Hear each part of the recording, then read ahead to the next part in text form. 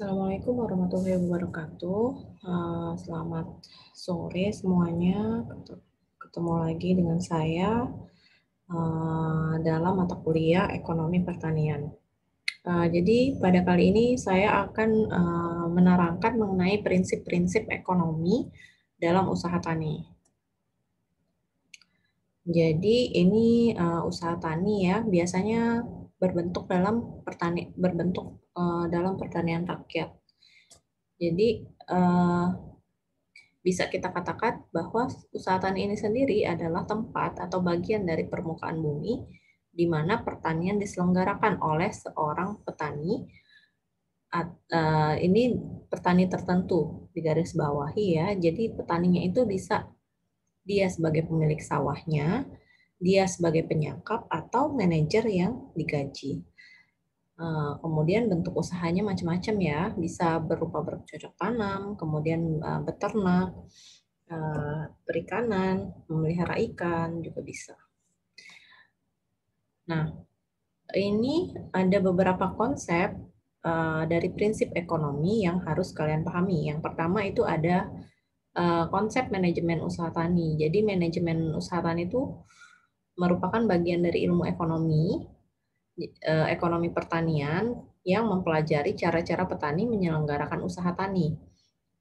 Jadi dia menerapkan prinsip-prinsip ekonomi mikro pada produksi pertanian mereka. Pertanian mikro itu seperti apa? Pertanian mikro itu adalah pertanian yang biasanya ekonomi mikro ya, maksud saya ekonomi mikro. Jadi dia berupa biasanya perhitungan-perhitungan biaya, apa yang dikeluarkan dalam usaha taninya. Nah, itu konsep-konsep ekonomi mikro atau ekonomi lingkup yang kecilnya ya. Jadi membicarakan analisis-analisis seperti analisis pengeluaran, kemudian analisis pemasukan, itu skala ekonomi mikro. Nah, untuk skala besarnya gimana?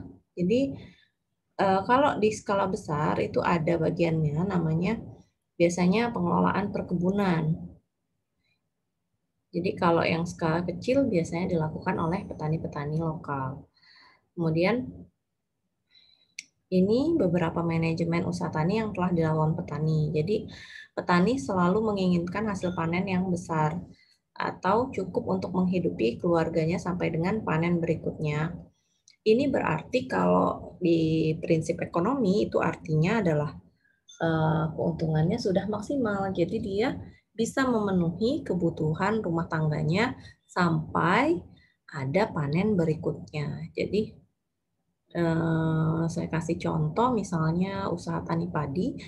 Nah, usaha tani padi ini kan jadi padi itu bisa 4 bulan baru panen. Nah, jadi dia menunggu. Di sela waktu tunggu itu panen, kemudian ada juga yang bisa ditanamin sawahnya setahun 2 kali, ada yang setahun sekali. Nah, gimana produksinya biar dia bisa waktu dia menanam, dia kan nggak dapat penghasilan. Nah, dari mana petani ini mendapat penghasilan? Tentu saja dari tabungannya, dari panen yang lalu. Nah, itu bisa atau enggak? Kalau memang bisa terpenuhi oleh si petani ini, berarti bisa dikatakan usaha tani yang dilaksanakan petani itu telah mencapai keuntungan yang maksimal. Lalu ini yang kedua adalah petani mengadakan perhitungan-perhitungan ekonomi dan keuangan walaupun tidak tertulis, jadi bisa menghitung untung dan rugi dalam penggunaan saprosi. Saprosi adalah sarana produksi pertanian ya. Jadi gimana maksudnya nih? Jadi gini, petani ini kadang kalau kita melakukan survei ke desa-desa itu banyak sekali petani yang pendidikannya di bawah sekolah dasar. Artinya dia tidak menerima pendidikan formal yang cukup. Nah, apakah dia mampu menghitung perhitungan-perhitungan biaya yang dia keluarkan? Nah, di sini tentu saja ketika kita bertanya kepada petani berapa biaya pupuk, berapa biaya pestisida, dia petani ini tahu biasanya biayanya. Kemudian dia dapat uang berapa. Nah, itu semuanya dia lakukan seiring berjalannya waktu dari awal dia melakukan usaha tani. Jadi dia belajar otodidak untuk menghitung sendiri atau mengingat sendiri berapa banyak biaya yang telah dikeluarkan atau berapa banyak uang yang sudah mereka keluarkan untuk usaha taninya. Kemudian dari uang-uang atau uang-uang atau modal yang telah dikeluarkan, mereka bisa menghitung untung dan rugi. Jadi pendapatannya berapa? Oh, ternyata saya kemarin bulan lalu, terus bulan ini telah mengeluarkan sekian, tapi hanya dapat sekian. Berarti untung atau rugi. Jadi di sini kalau misalnya petani bisa mengenali konsep itu sekalipun tidak tertulis, ini bisa berarti bahwa secara teori petani tersebut bisa membandingkan penerimaan atau revenue dengan cost, yaitu biaya yang dia keluarkan. Nah, jadi manajemen usaha tani ini biasanya tentu ya dimiliki oleh perusahaan-perusahaan besar. Nah, bagaimana dengan petani-petani rakyat atau petani kecil? Apakah mereka telah memiliki usaha tani, manajemen usaha tani atau belum? Nah, kebanyakan ini ya sebagian besar fenomena di lapangan menunjukkan bahwa mereka pada dasarnya kurang memiliki pengetahuan manajemen ini. Jadi apa sih sebenarnya fungsi manajemen itu? Sebenarnya manajemen ini diharapkan dapat menghasilkan usaha tani yang produktif, efisien, yaitu pada saat dikatakan produktif atau efisien ini pada saat produktivitasnya tinggi dengan menjalankan fungsi-fungsi manajemen yang baik. Tentu kalian sudah belajar ya fungsi manajemen di semester-semester awal atau berbarengan dengan mata kuliah mata kuliah pengantar ilmu ekonomi ini atau pengantar ekonomi pertanian ini. Jadi ada fungsi manajemen dari planning, organizing, actuating, sama controlling. Nah, keempat fungsi ini dilaksanakan. Jadi dia bisa merencanakan, bisa mengorganisasikan, kemudian bisa mengaktualkan atau dari yang planning tadi, kemudian bisa mengontrol apakah yang dia lakukan masih di dalam track atau tidak. Nah, ini fungsi produksi. Jadi, kalau di ekonomi pertanian, itu kan ada ekonomi dan pertanian, seperti yang sudah saya jelaskan di pertemuan-pertemuan awal. Jadi, ada ilmu ekonominya di dalam situ. Nah, tidak hanya sekedar berbicara pertanian, tapi kita memasukkan ilmu-ilmu ekonomi di dalamnya. Salah satu ilmu ekonominya adalah fungsi produksi ini. Jadi, kenapa fungsi produksi ini penting? Karena fungsi produksi ini menunjukkan hubungan antara hasil produksi fisik atau output. Jadi, dia hasilnya berapa kilo sih padinya, berapa kilo karetnya, berapa kilo sawitnya. Nah, dengan faktor produksi. Apa sih faktor produksi? Input yang dia kasihkan, yang dia masukkan sebelum ada hasilnya. Sebelum sawit berbuah, itu apa yang dilakukan petani? Jadi inputnya apa? Pupuk, pestisida, itu pengolahan lahannya, itu masuk semua ke dalam faktor produksi. Jadi secara matematis dituliskan seperti ini. Jadi fungsi Y itu adalah F, fungsi X1 di X2 dan Xn. Y merupakan hasil produksi fisik, sedangkan X1 sampai Xn itu faktor produksinya. Jadi kalau kita gambarkan dengan grafik ya, kalau kalian belajar matematik atau belajar statistik pasti tahu fungsi XY ya seperti ini grafiknya. Jadi produksi fisik dengan faktor produksi. Jadi ini dimulai dari titik nol yang nggak punya apa-apa dan tidak mengeluarkan faktor produksi apa-apa. Nah, ketika faktor produksi X, misalkan dia mengeluarkan pupuk di sini ya, pupuk urea sebesar 200 kilo, dia akan mencapai produksi sebesar ini. Nah, berarti di sini Produksinya misalnya 2 ton per hektar. Ini per hektar. 200 kilo per hektar. Nah, ketika pupuk ditambah, produksi bertambah. Sampai akhirnya mencapai titik maksimum di sini. Nah, nanti suatu saat ketika pupuk terus dinaikkan, dikasih masukan terus, justru dia akan merusak kontur tanah atau struktur tanah, menyebabkan produksi mengalami penurunan. Nah, sampai batas maksimal dia tentu akan menurun. Jadi ini adalah fungsi grafis ya antara produksi fisik dengan faktor produksi.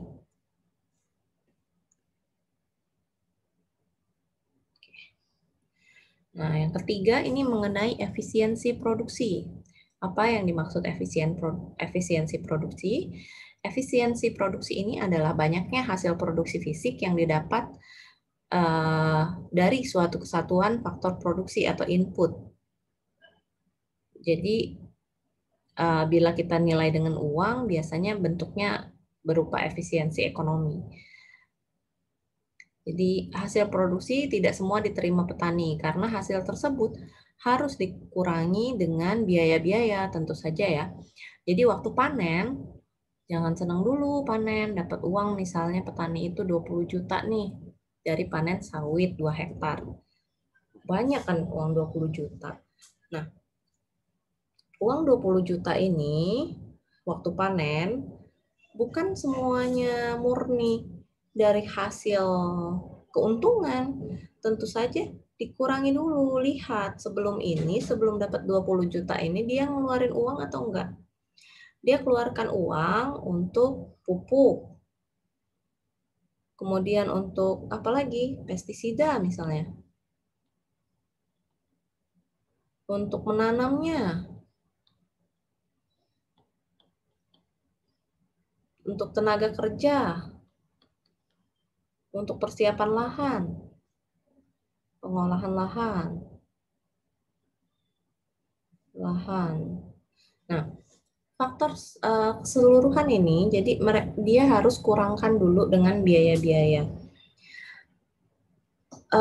Gimana Bu, kalau pengolahan lahan? Jadi mungkin waktu dia mengolah lahan atau membeli bibit, yang kita tahu bibit sawit ini sangat mahal, dia mengeluarkan mungkin dari total seluruh yang dikeluarkan ini akan lebih dari 20 juta. Akan lebih dari 20 juta. Rugi dong Bu petani. Nah, itulah gunanya ilmu ekonomi. Jadi kita nggak hanya melihat seperti itu. Jadi untuk pengolahan tanah sama pengolahan sama bibit ini faktor yang tetap. Jadi dia hanya keluarkan 1 kali. Yang ini hanya dia keluarkan 1 kali biasanya waktu proses produksi. Untuk padi juga bisa kita aplikasikan, untuk sawit juga bisa kita aplikasikan. Jadi dia pertama nanam kan, nah sedangkan dia kalau kasih pupuk, pestisida, tenaga kerja itu tergantung kasusnya. Jadi kasusnya misalnya ada hama ini, baru dia beli pestisida ini. Ada hama ini, baru dia beli pestisida ini. Kemudian pupuk ya, pupuk sesuai dosis, tapi diberikan biasanya sekali 2 kali. Nah, nanti ada biaya-biaya yang kalau misalnya padi bisa dihitung langsung ya ini semuanya. Ketika panen bisa dikurangkan dengan semua biaya ini. Tapi kalau untuk tanaman tahunan atau produksi yang sifatnya tahunan ya, kayak ternak, itu sapi itu lama kan. Dia bisa menghasilkan lagi misalnya mau peternakan sapi. Nah, itu lama prosesnya, bisa setahun, 2 tahun. Nah, itu ada biaya-biaya yang memang disisihkan tiap kali 1 kali proses produksi. Misalnya saya contohkan ini sawit ya. Kelapa sawit itu misalnya bisa dipanen di tahun keempat, tahun 1, tahun 2, tahun 3, tahun 4. Ini nggak ada hasilnya nih, tapi waktu di tahun keempat dia hasilnya dapat besar. Secara logika dia harus mengganti semua biaya ini kan. Tapi pada tahun keempat tidak memungkinkan, pasti tidak memungkinkan mengganti seluruh biaya di tahun pertama. Untuk itu, jadi ada perhitungan namanya nanti dia sisihkan sebagian untuk di tahun pertama. Jadi biaya yang tahun pertama ini dibagi nantinya. Sawit umurnya sampai 25 tahun ya, saya tulis. Nah, kalau seandainya tahun pertama ini dia menghasilkan biaya yang mereka pakai itu sekitar 100 juta. Nah, 100 juta ini nanti dibagi hasilnya mulai dari tahun ke-4 sampai ke-25. Jadi nanti ini dibagi setiap tahunnya. Seperti itu. Itu untuk tanaman tahunan atau produksi pertanian yang sifatnya tahunan. Jadi ada biaya yang sangat besar di tahun pertama karena itu investasi jatuhnya. Jadi dia hanya dikeluarkan sekali untuk produksi 25 tahun. Jadi nanti biaya yang dibebankan adalah jadi biaya setiap tahun seperti itu. Nah, ini adalah biaya dalam usaha tani. Jadi ada penggolongan biaya-biaya kalau di usaha tani. Jadi ada biaya namanya uang dan biaya in natura. Contoh uang itu berupa upah tenaga kerja, bibit, kemudian ya upah kayak pupuk seperti itu. Nah, biaya in natura, biaya yang dikeluarkan dari perhitungan hasil produksi yang diperoleh. Jadi tergantung hasilnya. Jadi ada biaya panen. Kalau misalnya kalau di desa-desa itu banyak kan bagi hasil ya. Misalnya padi dia panen 5 ton, itu biasanya bagi hasil sama orang yang tukang panennya. Misalnya yang tukang panennya dapat 2 ton, yang pemiliknya dapat 3 ton, seperti itu. Itu namanya bagi hasil. Jadi tergantung dari hasilnya, hasil pertaniannya. Jadi hasilnya berapa? 5 ton. 30% 30% dengan 70%. Misalnya satu orang yang panennya dapat tenaga kerjanya dapat 30%, yang pemilik lahannya dapat 70%. Nah, seperti itu.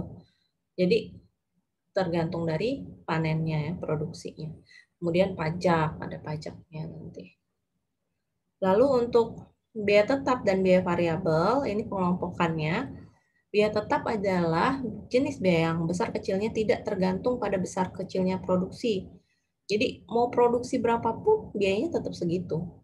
Jadi nggak terpengaruh oleh produksi. Jadi contohnya apa? Sewa tanah. Jadi sewa tanah setahun 7 juta. Terus mau produksinya 5 ton, 10 ton terserah. Yang penting bayar sewa tanahnya tetap segitu. Kemudian biaya penyusutan alat. Jadi alat penggilingan misalnya atau traktor. Jadi mau berapapun hasil produksinya tetap biaya penyusutan alat dihitung per tahun, per umur pakai. Seperti itu. Jadi nggak terpengaruh dari besar kecilnya produksi tadi. Nah, terus biaya variabel, ini biaya yang terpengaruh dari besar kecilnya produksi. Jadi biaya bibit, pupuk, dan sebagainya. Nah, ini ada notes di sini bahwa penggolongan kedua biaya ini hanya berlaku untuk jangka pendek karena untuk jangka panjang semua biaya adalah biaya variabel. Jadi gini ya kalau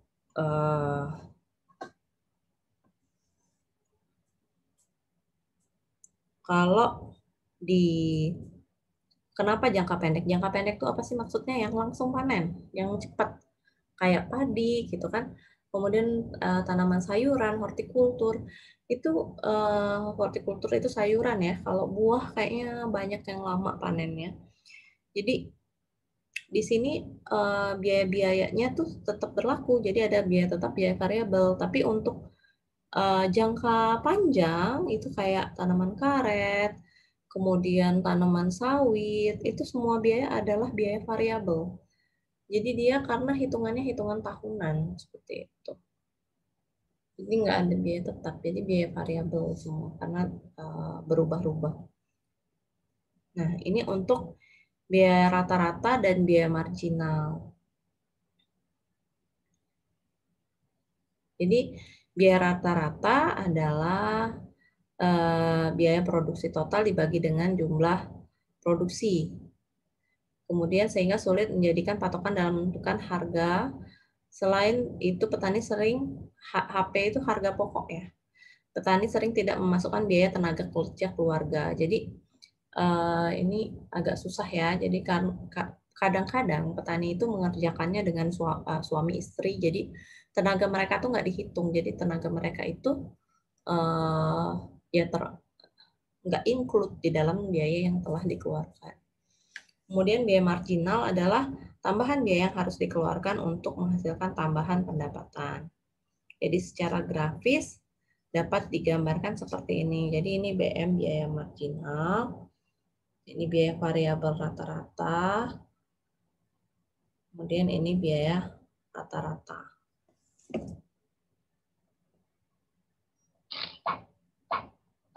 Nah, kegiatan produksi itu simple ya. Kalau dalam agribisnis itu bisa kita lihat ada input, kemudian proses produksi, diproses, lalu ada outputnya. Inilah produksinya. Ingat, di proses produksi itu ada yang namanya biaya.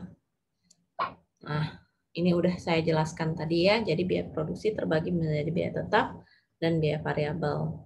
Ini biaya tetap sudah kita jelaskan tadi. Oke, ini udah ya. Biaya sewa, pemeliharaan, asuransi, gaji. Oke. Next. Nah, ini jika digambarkan dalam bentuk kurvanya. Jadi ini cost. Jadi kalau biayanya tetap ya tetap. Jadi outputnya berapa? Tadi kata saya kan kalau biaya sewa tanah nih contohnya. Sewa tanahnya 7 juta per tahun. 7 juta per tahun.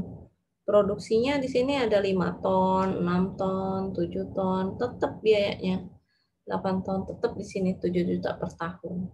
Jadi kurvanya itu berbentuk garis lurus. Di sini cost. Ingat ya, di sini posisinya cost, di sini posisinya output. Jadi berapapun jumlah output yang dihasilkan, mau 6, 7, 8, 9, 10 ton, biayanya tetap sebesar OA.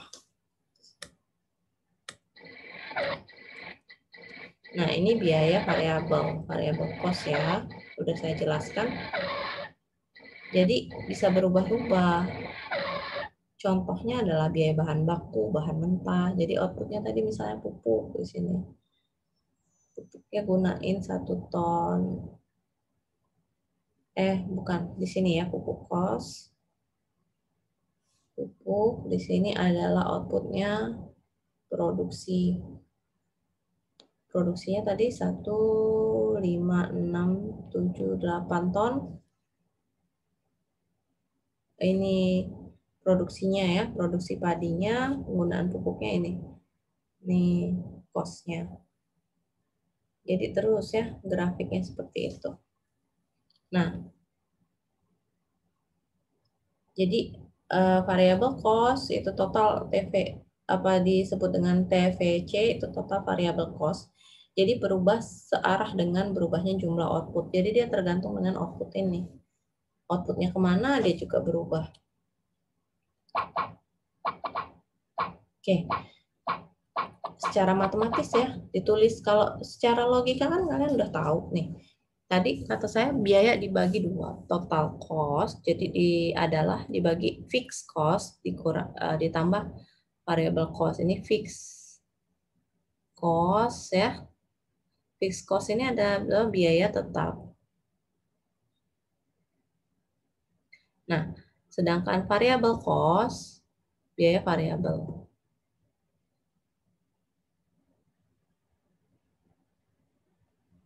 Nah, ini jenis-jenis biaya lainnya. Jadi ada biaya tetap rata, biaya variabel rata, kemudian biaya rata. Jadi ada yang di sininya dirata-ratain, di sini rata-ratain. Jadi kemudian disusun matematisnya seperti ini. Variable cost, fixed cost dibagi Q, jadi ini. Average, ini ya, average variable cost sama dengan variable cost dibagi dengan produksi. Average cost itu sama dengan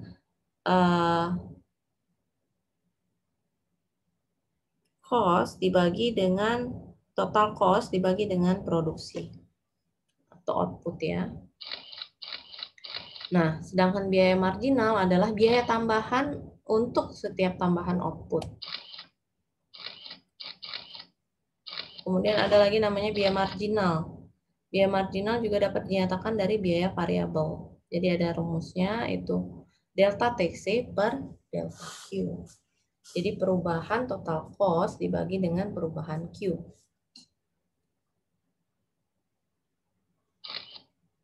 Nah, ini jika diturunkan rumusnya seperti ini ya. Jadi dari ini kan delta total cost dibagi delta produksi. Nih, kemudian diturunkan menjadi ini. Total cost itu terdiri dari fixed cost sama variable cost dibagi dengan Q. Kemudian bisa diturunkan marginal cost adalah sebagai fungsi variable cost dibagi dengan fungsi Q. Kemudian ditambah variable cost dibagi Q atau produksi ya. Lalu marginal cost sama dengan 0 ditambah variable cost per Q atau marginal cost itu bisa kita katakan delta fix variable cost dibagi dengan delta produksi. Nah, sedangkan laba, apa itu laba? Laba itu penerimaan total dari perusahaan dikeluarkan dengan, jadi dikurangi dengan biaya total. Jadi, kalau kita ngomongin apa penerimaan, jadi ada penerimaan, ada pendapatan. Jadi kalau penerimaan ini yang semuanya diterima, uang yang diterima. Di dalamnya termasuk biaya. Jadi kalau selain penerimaan itu adalah pendapatan. Pendapatan adalah penerimaan ini tadi dikurangi dengan biaya. Dapatlah pendapatan bersihnya. Pendapatan bersih kita bisa sebut dengan laba. Makanya jadi total revenue dikurang dengan total cost. Jadi ini rumusnya yang kita biasa gunakan. Total revenue adalah produksi dikali P ini adalah price kalian catat sendiri ya. Q adalah quantity atau produksi. Jadi harga dikali produksi dapatlah total revenue. Jadi pendapatan total. Jadi kalau kalian produksi padi 5 ton itu kaliin aja 8.000 berapa dapatnya. Lalu di sini adalah laba. P biasanya kita sebut dengan laba adalah price ini dikalikan dengan Q itu adalah TR. Dikurang, ingat ya, FC ditambah VC. Jadi ini adalah total cost. Fixed cost ditambah variable cost. Jadi sini P price, Q adalah jumlah output terjual atau produksi ya. Kemudian perusahaan dikatakan memperoleh laba jika tentu saja jika P lebih besar dari 0 atau TR total revenue lebih besar dari total cost. Jelas ya. Ya penerimaan total lebih besar dari biaya. Kalau biayanya yang lebih besar rugi namanya. Nah, ini untuk kombinasi faktor produksi. Jadi untuk menghasilkan suatu produksi output diperlukan bantuan kerjasama beberapa faktor produksi sekaligus. Jadi kombinasinya. Untuk mencapai keuntungan maksimal, persamaan dilakukan dengan mengkombinasikan faktor-faktor produksi. Jadi HSPP 1, X1, kemudian HSPP X2 itu adalah tambahan hasil produksi fisik karena tambahan satuan faktor produksi. Jadi X1, X2.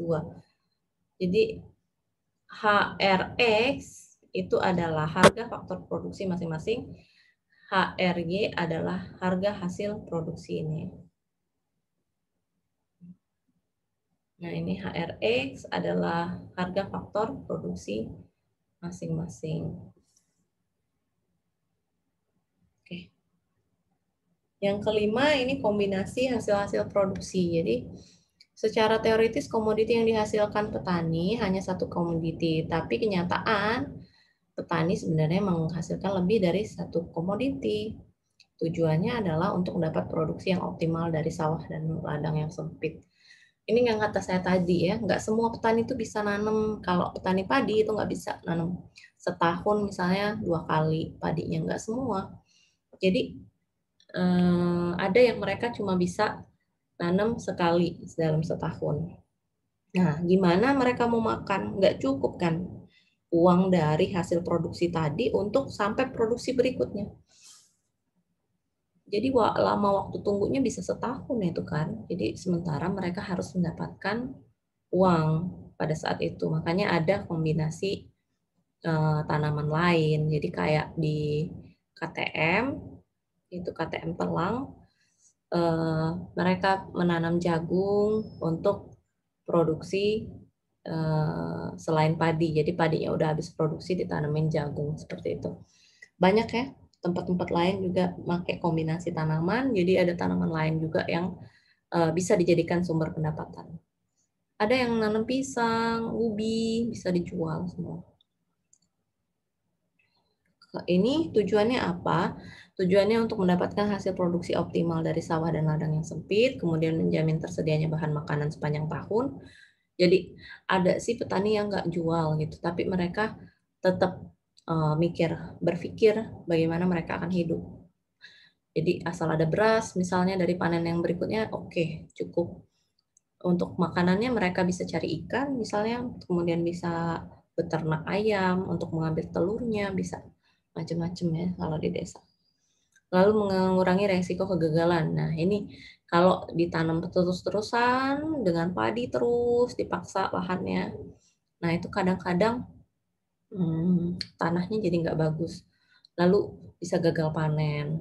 Atau kalau ditanam beragam semuanya serempak seperti itu terus biasanya akan ada ledakan hama. Nah, jadi kalau tanamannya diselang-seling itu mengurangi resiko gagal panen sebenarnya. Kemudian mengisi waktu luang ya, itu sampingannya. Ini ada hubungan fisik lagi antar komoditi sendiri. Jadi ada komoditi gabungan atau joint product, yaitu komoditi yang diusahakan bersama-sama dalam satu kali proses produksi ya. Ini menguntungkan sekali ya. Jadi kalau nanam ubi kayu bisa diambil daunnya dan bisa diambil umbinya. Yaitu. Kemudian komoditi yang bebas bersaing. Jadi komoditi yang diusahakan saling berdiri sendiri, bahkan cenderung saling bersaing, di mana untuk menghasilkan satu komoditi, maka komoditi saingannya harus dikorbankan. Jadi biasanya ini contohnya penyewaan lahan untuk tanaman tebu akan mengorbankan tanaman padi yang biasa ditanam. Jadi dipilih mau nanam padi atau menanam tebu. Ini untuk komoditi komplementer adalah komoditi yang diusahakan saling membantu atau melengkapi kebutuhan komoditi lainnya. Banyak ya. Sekarang tanaman legum itu biasanya menghasilkan nitrogen yang bagus untuk tanaman peneduh. Jadi ada peneduhnya bisa ditanam di kebun karet atau di tanaman ubi kayu. Lalu komoditi suplementer adalah komoditi yang diusahakan secara bersama-sama tanpa saling merugikan atau menguntungkan. Jadi nggak ada untung, nggak ada rugi, semuanya sama-sama dia tanam itu tumbuh bersama-sama. Jadi kayak kita nanam tomat sama kacang panjang, semuanya nggak ngerugiin apa-apa. Nah, di sini ada menanam padi dan beternak atau kerajinan tangan, jadi nggak ada pengaruh satu sama lain. Oke, sekian ya dari saya. Ini adalah pertemuan terakhir kelas dengan saya. Lebih dan kurang saya mohon maaf. Terima kasih untuk partisipasinya di kelas ini. Nanti akan saya lakukan mid semester setelah meeting ini. Jadi kalian lihat, bisa pantau e-learningnya, nanti saya upload soal mid semesternya, dan setelah ini akan dilanjutkan pertemuan dengan dosen selanjutnya. Oke, Terima kasih. Wassalamualaikum warahmatullahi wabarakatuh.